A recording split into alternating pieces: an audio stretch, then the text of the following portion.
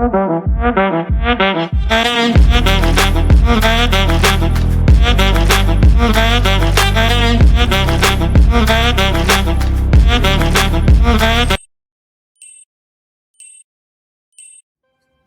and welcome. My name is Attorney Sharon Noyes. Here at Noyes and Associates. I'm here today with one of our clients who has a success story. So we're gonna ask her some questions so she can tell us a little bit about her journey here in the U.S. and what she has learned throughout the process, and also what she has learned and how she can encourage you guys to make your necessary steps to become a lawful permanent resident in the United States. So I'm here with Ms. Knight. Ms. Knight, good morning. Good morning, Sharon. How are you doing today? I'm doing amazing. Thank you for asking. How are you? I am doing well. Blessed and highly favored by the Lord. So, tell us a little bit about yourself, a little background information of like where are you from and so forth. All right, so I'm from Jamaica, and my success story started back in 2012. This is the first time my husband and I had made connection over the internet, and of course he was in pursuit of something other than a friendship, but nothing happened really until I would say around 2015. That was when we decided, all right, we've been friends long enough, and I guess we liked what we saw in each other, so we decided, all right, let's do this. So we started our relationship, of course, and he wanted me to move here. And the thing is, though, of course, I had a visiting visa, which permitted my entrance into the United States with limited stay. Yeah. So, of course, I had to be back and forth.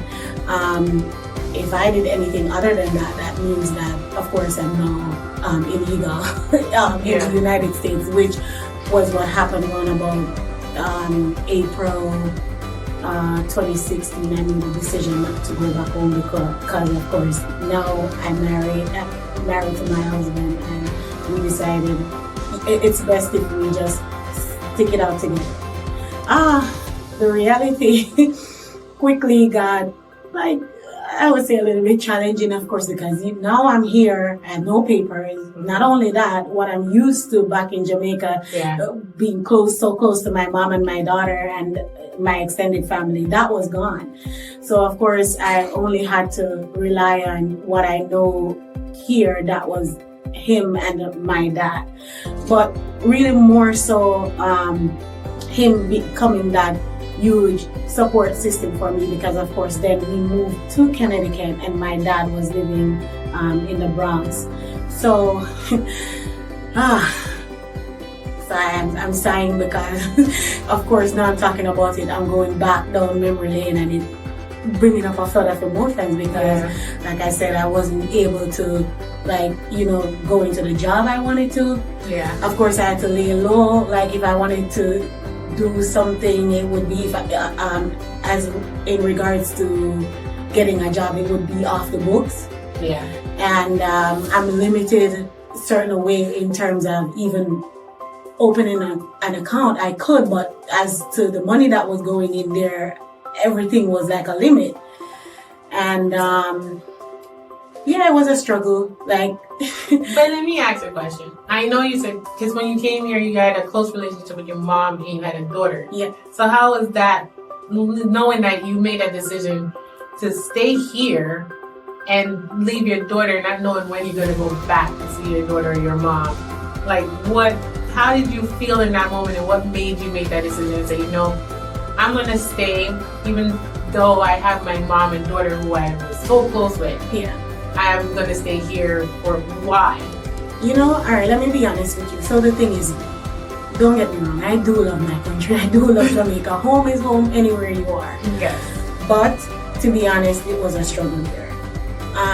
Even as much as I was there, I had my job. My job was bringing in income to where I could afford my responsibilities still. Because I only had one daughter and I'm the only child for my mom. And so of course we were managing, but not managing to the expectations where of course you wanted to everything to be A-okay, and you could provide, but not to the capacity where you know you wanted like stuff to be. So when my husband and I talked about it, he sold me, different from the fact that we of course love each other, he sold me on the opportunities that you could get in this country, and that is what I was looking for, so I could be a better provider for my family, you know, my mom and my child. Yeah. And so of course he sold me that American dream. Yeah. But to be honest with you, I feel like it was out of my reach, you know, because like I said, now I'm here illegally, and I realize life here, when you come here, it's possible for you to do something, but you have to start somewhere, and with starting somewhere, it's not always easy. Everything just doesn't go as you write down, as you plan it. It just doesn't go that way. So I feel like, you know, my husband and I, we were like just working, really working ourselves to the bone to try to, you know, save up to start the immigration process. So then I had this idea in my head. I was like, all right, you know what? I can read. I'm able to understand certain things. So let me push through the papers myself. So of course we went on the internet, you know, we got all the information that we needed. We submitted the papers and all of that. And I missed the first biometric because when they came to deliver it, I forgot that I'd asked them not to leave it unless someone signed for the paper. So, you know, then COVID happened and it was pushed back. And then I had to keep calling immigration, and it was crazy because, as you know, you couldn't get through to anyone, and I just felt lost again, just felt defeated again, and just like lost again, you know. But well, a little bit after COVID was kind of getting, you know, everybody was kind of understanding, you know, how it works and all of that. Right. The doors begin to open up a little bit again. When I did my biometrics, now it came for the time for my interview. And I thought, yes, this was it. I thought I was going in, I'm gonna walk out with that green card, expecting it to be mailed to me just like everybody else's story. And I was really happy to go on my interview until the interview day. So one mistake, I remember back in 2009 when I went, this was the second time I went for a visa back in Jamaica. At the embassy, the American embassy there. Before I met my husband, I was in a relationship with this other guy. So of course in Jamaica, if you have a daughter or the person you're talking to has a child and it's not your child, then you're gonna claim that child as yours. So that's true, because one of the things I do see, I know where you're going with your story, and it's the thing that I see it a lot, because as a Jamaican myself, I understand it. It's just that everybody, as the moment you stop talking to somebody, I'm a man, that I'm a husband, that I'm a wife, and these kids become yours. And it automatically in your head that it's like okay. So it's like when people go to the embassy, you ask them how many children you have, because you already had that in your head for so long. You're like, oh, I have 2 kids.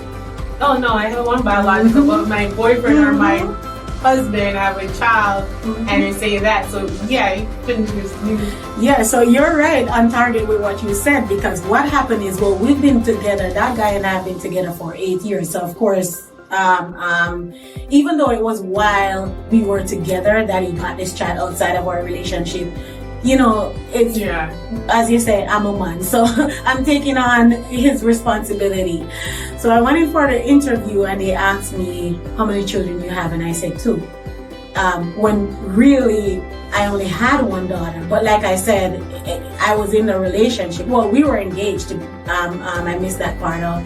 We were engaged, so of course his child became mine, and that's something that I did mention to the interviewer at the embassy, not thinking, it wasn't like a pre-plan, like I'm gonna tell them whatever, but you know, I was just not, you know, thinking that it would pose any trouble for me at the time. So of course, I got to the US. I forget about that 2009 interview. I sat in the chair, and then the lady started to interview me. Also, the thing in Jamaica, if it's a way different dynamic from here in the United States. Of course, the expectation is you're engaged to someone, you live with the person. That wasn't my story. So I was engaged to him, but we lived separate in different houses, but in the same scheme. So my house was here and he lived behind me. So that was how close we were. So like I said, what I did was I did all of the paperwork. My husband and I, we did it on our own. And I answered the questions accordingly. So now while I'm answering all of these questions, of course, I'm in the US and I know everything has to be honest, and like I said, the interview that I did in 2009, it was far gone out of my brain. Yeah. I wasn't even expecting that this was gonna come up, because like I said, it wasn't like I had planned to say what I had said and whatever. So there were some questions on the form when we were filling it out to send it in, and one of the things is that I've never moved out of my mom's house.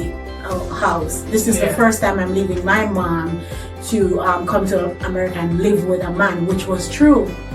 So at the interview, the interviewer asked me, how come you say that this is your first time leaving your mom to start a life with someone? And I told her, yeah, that's true. She said, that's not what you said.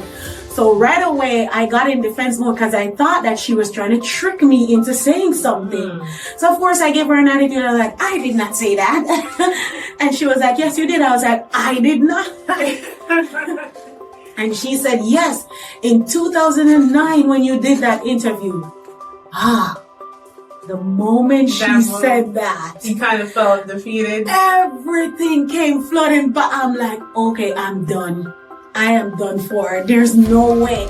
And when I tell you that lady went in on me, she went in. It went from me just interviewing for a green card to as if it was protecting my husband from me trying to get something from him. That was how intense everything got. And so she was like, wait, I watched your tapes. I'm gonna look it over again and whatever. And then she stood up and she slammed the book down. She said, listen, I can just pull everything back and just be done right here and all of that.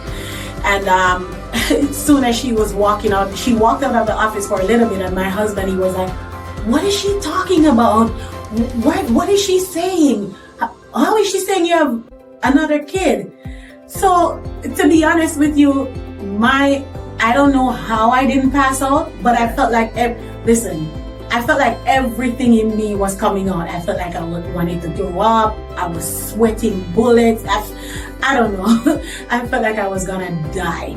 So my husband is like, what is she talking about? But the feeling is, I don't know if you know, it was like you're walking and in far distance and somebody's trying to call you. Lakeisha. That's how close my husband and I was sitting, and that's how far he sounded. The way I was. So let's go to that. So what would you say is going through your mind? Were you thinking like, am I gonna get deported? Are they gonna arrest me in this moment? Yeah, like, all of it. I thought that she had gone to call the cops on me, and right then and there I was gonna be separated from my husband. Even talking to my husband about it, he thought the same thing. He thought that I was gonna get arrested right then and there, and that I'm getting deported. So, of course, you can just imagine, what's going on. The emotional train wreck. I was sitting there in that chair, not knowing my fate. Everything was going through my mind. I started crying. I was like, oh my God, I'm gonna be separated from my husband. I blew my chance of, really living the American dream and giving my family and I that success story. All that went out the window. Everything got blurry. It just looked like there was nothing was gonna happen. So she walked back into the room, and she said to me, I have one question for you. She said, why is it that you don't have a social and a work permit since you put your papers in from 2009. My husband said to her, I thought we were coming here to get all of that. She's like, no, this is not. We don't hand out social and work permits here, and then, well, I didn't she was addressing me with a question, but like I tell you what was happening to me, I couldn't even speak. I remember after my husband answered her, she said, I'm talking to you. And the only thing came out of my mouth, I'm like, miss, I'm gonna pass out. I cannot answer any more questions. I just started crying. Yeah. I felt like that kind of touched her a little bit. And she said to my husband, well, she did check something on the computer, and she said, well, I see there is no movement on that request for the work permit and the social. And to be honest, I felt like right there and then something kind of moved in her heart. So she did take us to this lady where she asked the lady to call them for us and have them send the social. Yeah. But then she told me, she said, I am gonna watch the video again, and I'm not gonna issue the green card to you right now. I just look out in the mail. My decision will be what's in the mail. Went home. The drive going home was quiet, really quiet. Yeah. I wasn't able to talk, and I guess my husband was just letting me have that because he knew how distraught I was. The interview was like almost an hour. I'm not kidding. I don't know why it took that long. I went home, I slept for the rest of the day. I didn't get up back until the other morning. I just slept and slept. And of course, I'm checking the mail every day after that, frantically. Yeah. And that was the state of our emotion in my house. So we were like super emotional, just wondering like what's gonna happen now. Yeah, and so fast forward, you got her response letter. What was that? So the response letter was a waiver. It's a 401. The 601. Sorry, a 601 waiver.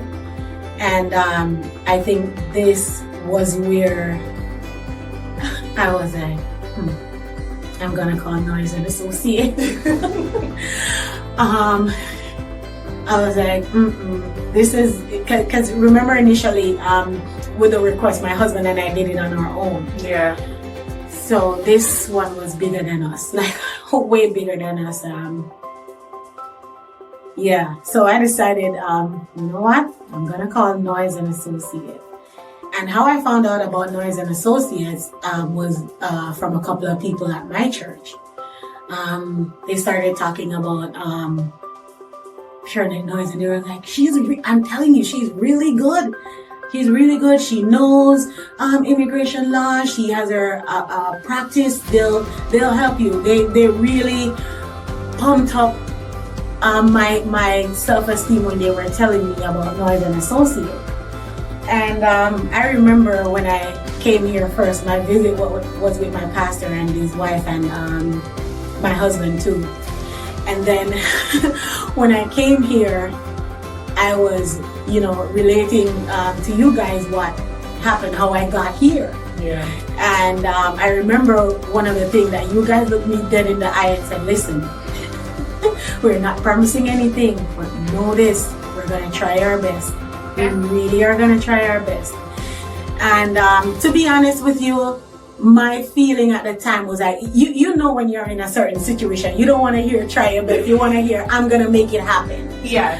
So, but as we were here and with the paperwork daily, and I see how you guys were so professional, and even the stuff that you guys, what that we talked about, I was like, I felt, I was emboldened to like, all right, you know what, let me just trust these people because of the confidence that you guys have, and then the way you guys went about, gathering the information, and the way you guys spoke to me, and you were like, all right, this is the thing, we're gonna be completely honest, since it was a lie that got you in this trouble in the first place. let's try this way. Let's be completely honest, put our cards on the table, lay out everything for them, and then let's see what happened. And that, I can say, I felt like that kind of made it like a safety net for me, because I was like, all right then, you know how usually they say, which is true, you have to tell a lie to cover another one. Yeah.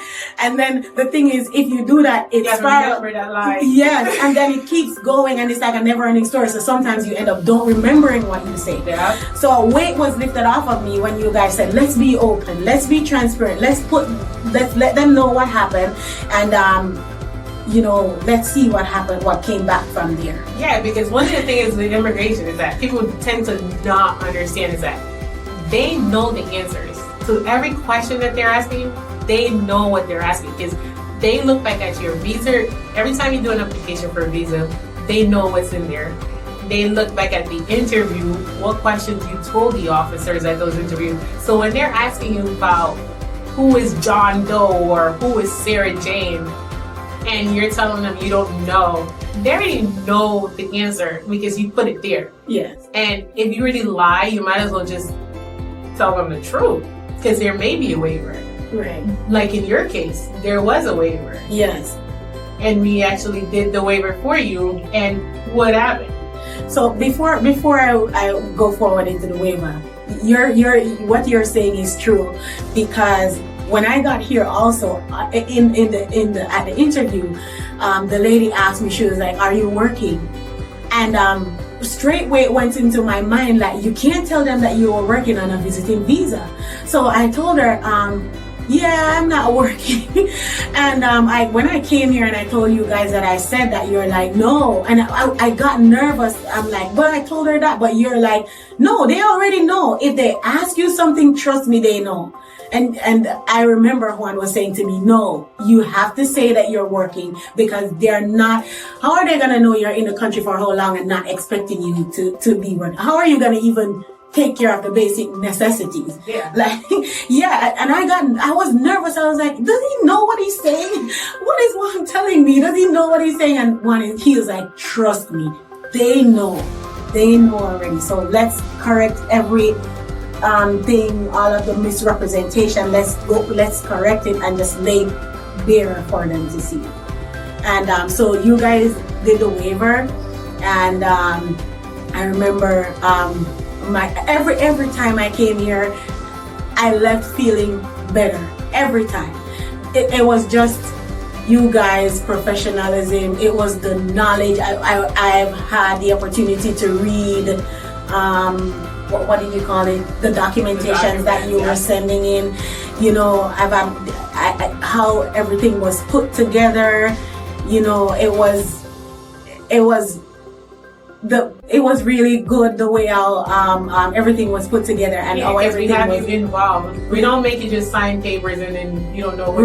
Right. I'm reading whatever you guys are asking me question, and it's being put there in the documentation. So of course it was my story, and it was so good to see my story being I could read out my story, that you guys were not just like putting what you want and doing whatever. It was my story. I got the opportunity to tell my truth. Yeah. And that felt so much better. And so we put the waiver in. And tell me why after I felt everything was so safe after, because a load lifted off of my shoulder, like, all right, I have help. I have real professional help. And these guys really cared about me, because I remember even sometimes, like, one used to call me, hey, you're supposed to be here. Like, you were supposed to be here. Hey, So, you guys really showed interest in my case and went above and beyond. And I'm really happy about that. Like I said, that gave me the confidence to just fall back and let you guys just handle your business. And so we sent in the waiver. And I remember one time I met with you and I was like, so how long do they take to answer these waivers and everything? And I remember you were telling me like maybe 7 months, whatever. And you were like, don't worry about it. Just give them a chance. We did, our best. And I was like, there goes our best. That best statement again. We did our best. And now we just have to wait and see. And, it was, tell you what though, I got an answer from them before 7 months, way before 7 months. So I remember I just come out of the hospital because I did surgery. Mm-hmm. And of course I kept checking my phone because the thing is, I was praying to God. I was like, Lord, they said 7 months, but make this happen for me earlier, because I'm also a woman of faith and I really, wanted to get God in there too, because and I was like, Lord, just show me that, you forgive me for this path and you're taking care of business, So I was like, well, Noyes and Associates did their part and now it's up to you to do his part. Yes. And so I remember checking your receipt number? My receipt, yeah. I went in and Googled and checked my receipt and I see your case has been approved. I was like, what? At the same time, I think this was my third read. Yeah. I couldn't believe it. I think this was my third read. Wait, before that, the reason why I got so anxious, I forgot to tell you that I kept going on Google and YouTube to search up like 601 waivers and the success stories. And to be honest with you, not a lot. No, it's not. It's waiver is there, but you have to know how you are gonna put that person's story. You have to be able to tell that person's story in a way that's going to help immigration be convinced that this person is remorseful. Because the thing is, in the waiver, it's about telling immigration to yes, I did something wrong, but now I am sorry for what I have done wrong. It's like you're saying, you go into the mercy, like as a Christian, you say you're good, you're in faith. It's like going to God, you're repentant. The Bible said where we sinner must repent. Right. And it's the same thing when you do the waivers, it's to say, I did something wrong and now I am remorseful. But if you don't give me, approve my case, it's going to create this hardship for my U.S. citizen spouse or family member, right, or even green card member, depends on the type of waiver you're doing. Right. It's going to affect this person, create an undue hardship in the situation. So it's being transparent. Right. Total transparency is all you really need in being able to provide the documents and the proof that is needed. So each case are different because maybe somebody's spouses have medical conditions. So if this person's leave, then their spouse is not going to have that person there. And so you have to know how to craft those stories because it's not everyone that can be successful because the waivers are not easily get. But if you know the story and how to craft it and tell that story, it be convincing to get somebody to say, okay, we forgive you. Yeah. So yeah, for real. Because while I was like looking up those stuff on YouTube, again I got Listen, this emotional. It was an emotional roller coaster. But to tell you, the victory that I got from being a success story through what you guys did for me, I tell you, the pain only comes back now because I'm talking about it. But for months now, I've been living. I feel like a free bird. Like an uncaged bird. I'm able to apply for any job I want. Just recently I was able to get a car. So I feel like I'm moving in the right directions, which could not be possible without you guys' help, of course, And also I also have friends who have had lawyers like looked about their stories, and it didn't work out as good for them as it did for me. And so I am really grateful for that. But yeah, now I have a 10-year green card, and like I said, I'm able to like apply for whatever job I want to. I'm now in the process of getting my daughter here, and then pretty soon my mom. So just as it was in Jamaica, only thing there will be a relocation, and we'll be living the American dream because of Noyes and Associates. And that's the thing, like you said, one of the key things that you really said was you're you're like a free bird out of a cage. And it's like with almost just like a theme for almost every immigrant story, whether it's mine, yours, or the next person.